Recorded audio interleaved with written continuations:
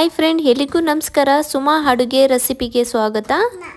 ಇವತ್ತು ನಾನು ತುಂಬಾ ಸುಲಭವಾಗಿರುವಂತಹ ಒಂದು ಹಸಿರು ಬಟಾಣಿಯಲ್ಲಿ, ಫ್ರೆಶ್ ಆಗಿರೋ ಬಟಾಣಿಯಲ್ಲಿ ಒಂದು ಸಲಾಡ್ನ ಮಾಡಿ ತೋರಿಸಿದ್ದೀನಿ. ತುಂಬ ನಿಮ್ಮೆಲ್ರಿಗೂ ಇಷ್ಟ ಆಗುತ್ತೆ ಅಂತ ಅಂದ್ಕೊಂಡಿದ್ದೀನಿ. ಹಾಗೆ ಈ ವಿಡಿಯೋನ ಕೊನೆ ತನಕ ನೋಡಿ, ಸ್ಕಿಪ್ ಮಾಡ್ದಲ್ಲಿ. ಇನ್ನೂ ಹೊಸಬ್ರು ಯಾರೆಲ್ಲ ನೋಡಿ ಸಬ್ಸ್ಕ್ರೈಬ್ ಮಾಡ್ಕೊಂಡಿಲ್ಲ, ಹಾಗೆ ಸಬ್ಸ್ಕ್ರೈಬ್ ಮಾಡ್ಕೊಳ್ಳಿ. ಮೊದಲಿಗೆ ನಾನು ಇಲ್ಲಿ ಬಟಾಣಿನ ಚಿಪ್ಪೆ ಸುಳ್ದು ಬೇಯಿಸಿ ಒಂದು ಬೌಲ್ಗೆ ಎತ್ತಿಟ್ಕೊಂಡಿದ್ದೀನಿ. ಹಾಗೆ ಒಂದು ಕ್ಯಾರೆಟು, ಹಾಗೆ ಒಂದು ಟೊಮೊಟೊ, ಹಾಗೆ ಅರ್ಧ ಸೌತೆಕಾಯಿ, ಸ್ವಲ್ಪ ಒಂದೇ ಒಂದು ಈರುಳ್ಳಿ, ಅದಾದ ನಂತರ ಸ್ವಲ್ಪ ನಾನು ಕೊತ್ತಂಬರಿ ಸೊಪ್ಪನ್ನು ತೊಗೊಂಡಿದ್ದೀನಿ. ಅದಾದ ನಂತರ ನಾನಿಲ್ಲಿ ಮೊದಲಿಗೆ ಒಂದು ಬೌಲ್ ತೊಗೊಂಡು ನಾವು ಬೇಯಿಸಿಟ್ಟಂತಹ ಬಟಾಣಿ, ಹಸಿರು ಬಟಾಣಿನ ನಾನಿಲ್ಲಿ ಹಾಕ್ಕೊಂಡಿದ್ದೀನಿ. ಹಾಗೆ ನಾವು ತೊಗೊಂಡಂಥ ಕ್ಯಾರೆಟ್ ತುರಿನೂ ಸೇರಿಸ್ಕೊತಾ ಇದ್ದೀನಿ. ಹಾಗೆ ಅದಾದ ನಂತರ ನಾನಿಲ್ಲಿ ಈರುಳ್ಳಿ, ಹಾಗೆ ಸೌತೆಕಾಯಿ, ಅದಾದ ನಂತರ ಸ್ವಲ್ಪ ಟೊಮೊಟೊನು ಇದಕ್ಕೆ ಸೇರಿಸ್ಕೊಳ್ತಾ ಹೋಗೋಣ. ಹಾಗೆ ಕೊನೆಯದಾಗಿ ಇಲ್ಲಿ ನಾನು ಕೊತ್ತಂಬರಿ ಸೊಪ್ಪನ್ನು ಸೇರಿಸ್ಕೊತಾ ಇದ್ದೀನಿ. ಅದಾದ ನಂತರ ನಾನಿಲ್ಲಿ ಸ್ವಲ್ಪ ನಿಂಬೆಹಣ್ಣ ಹಾಕೋತಾ ಇದ್ದೀನಿ. ನಿಮ್ಗೆ ಇಷ್ಟ ಆದರೆ ನಿಂಬೆಹಣ್ಣ ಹಾಕ್ಕೊಳ್ಳಿ, ಇಲ್ಲಾಂದರೆ ಸ್ಕಿಪ್ ಮಾಡ್ಕೋಬೋದು.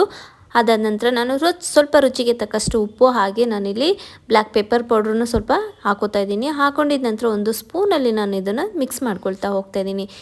ಬೇರೆ ಬೇರೆ ಥರದ್ದು ನಾನು ಎಲ್ಲದನ್ನು ಮಿಕ್ಸ್ ಕಳೆದು ಸಲಾಡ್ನೆಲ್ಲ ಮಾಡಿ ತೋರಿಸಿದ್ದೀನಿ. ಇವತ್ತು ಫ್ರೆಶ್ ಆಗಿರೋಂಥ ಬಟಾಣಿ ಕಾಯಿ ಇರೋದ್ರಿಂದ ಅದರಲ್ಲಿ ಕಾಳನ್ನು ತೆಗೆದ್ಬಿಟ್ಟು ನಿಮಗೆ ಒಂದು ಸಿಂಪಲ್ ಆಗಿರೋವಂಥ ಸಲಾಡ್ನ ಮಾಡಿ ತೋರಿಸಿದ್ದೀನಿ. ಹಾಗೆ ಫೈನಲ್ ಆಗಿ ಒಂದು ಬೌಲ್ಗೂ ಸಹ ಸರ್ವ್ ಮಾಡಿಕೊಂಡೆ. ನೀವು ಒಂದ್ಸಲ ನಿಮ್ಮ ಮನೇಲಿ ಈ ಥರ ಖಂಡಿತ ಟ್ರೈ ಮಾಡಿ, ತುಂಬಾ ಚೆನ್ನಾಗಿ ಬರುತ್ತೆ. ಹಾಗಂತೂ ಮಕ್ಕಳಂತೂ ತುಂಬಾ ಇಷ್ಟಪಡ್ತಾರೆ ಇದನ್ನು. ಈ ವಿಡಿಯೋ ಅಷ್ಟಾದ್ರೆ ಲೈಕ್ ಮಾಡಿ, ಶೇರ್ ಮಾಡಿ, ಹಾಗೆ ಫ್ರೆಂಡ್ಸ್ ರಿಲೇಟಿವ್ಗೂ ಶೇರ್ ಮಾಡಿ. Thank you.